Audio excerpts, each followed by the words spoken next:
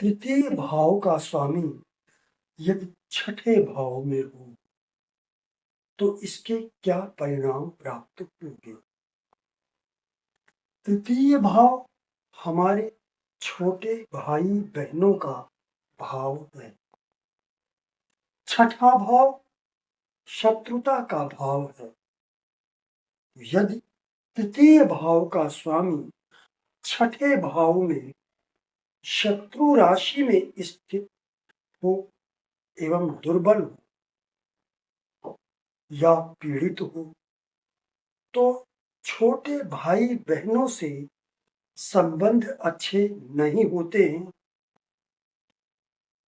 आपके और छोटे भाई बहनों के बीच प्रतिद्वंदिता हो सकती है और यदि कहीं ये पीड़ित ज्यादा हो गया तो फिर कोर्ट केस भी हो सकता है, क्योंकि ये भाव छठा भाव कोर्ट केस का भाव भी है।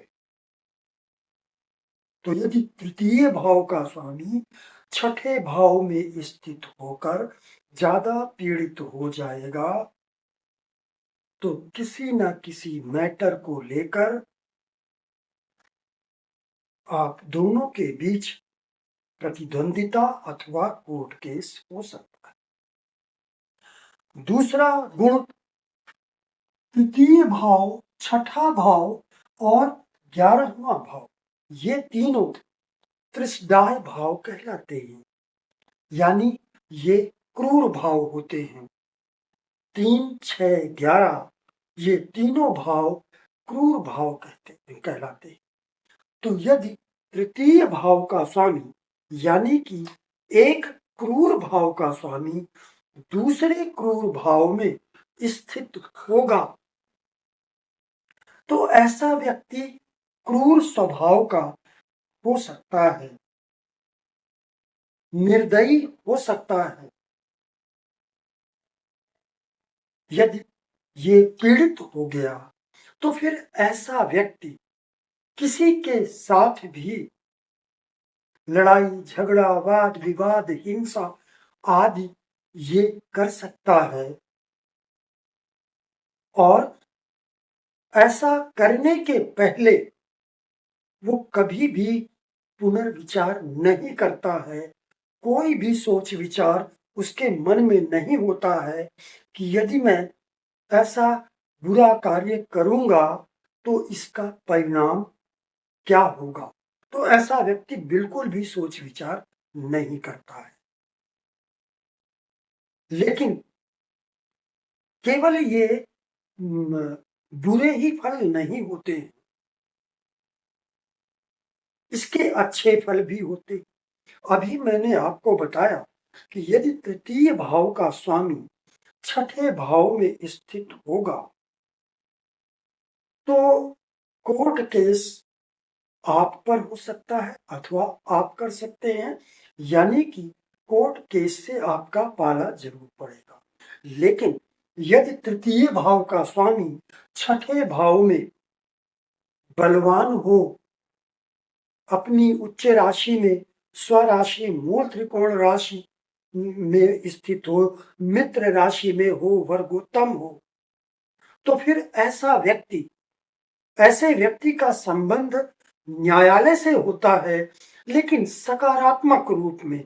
कहने का अर्थ यह है कि ऐसा व्यक्ति न्यायपालिका से संबंधित क्षेत्र में नौकरी अथवा व्यवसाय कर सकता है। ऐसा व्यक्ति बहुत अच्छा वक्ता भी होता है। ऐसा व्यक्ति जज बन सकता है, वकील बन सकता है,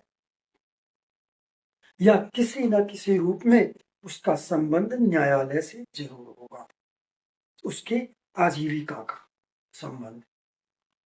इसके अलावा अब ये एक क्रूर भाव है और ये साहस का भाव भी है, निडरता का भाव है, पराक्रम का भाव है। और तो ऐसा ग्रह यदि यहाँ पर बलवान और शुभ स्थित है तो ऐसा व्यक्ति पुलिस अथवा मिलिट्री में भी जा सकता है। और यदि इसका संबंध मंगल से हो जाए तो फिर यह संभावना बहुत ज्यादा बढ़ जाती है कि ऐसा व्यक्ति पुलिस अथवा मिलिट्री में जा सकता है। कोर्ट के न्यायपालिका के क्षेत्र में जाने के लिए अगर इसका संबंध चंद्रमा से बन जाए, यानी कि चंद्रमा साथ में तृतीयेश के साथ चंद्रमा बैठा हो या चंद्रमा यहां बैठकर देख रहा हो, तो फिर वो न्यायपालिका के क्षेत्र में जाने के लिए संभावना ज्यादा बढ़ जाती है। अब अगर चंद्र और मंगल दोनों ही तृतीय भाव के स्वामी के साथ यहां स्थित हो तो फिर ऐसा व्यक्ति चिकित्सा क्षेत्र में भी जा सकता है, चिकित्सक हो सकता है। इसके अलावा यदि तृतीय भाव का स्वामी छठे भाव में बलवान होकर स्थित है, आपकी कुंडली में बुध भी बलवान है और यदि उसका संबंध भी तृतीय भाव अथवा तृतीयेश से बन जाए और बुध बलवान हो तो ऐसा व्यक्ति खिलाड़ी हो सकता है, धावक हो सकता है, दौड़ने में बहुत तेज हो सकता है। तो यदि तृतीय भाव का स्वामी छठे भाव में है तो यदि वो पीड़ित है तो ये फिर बुरा है।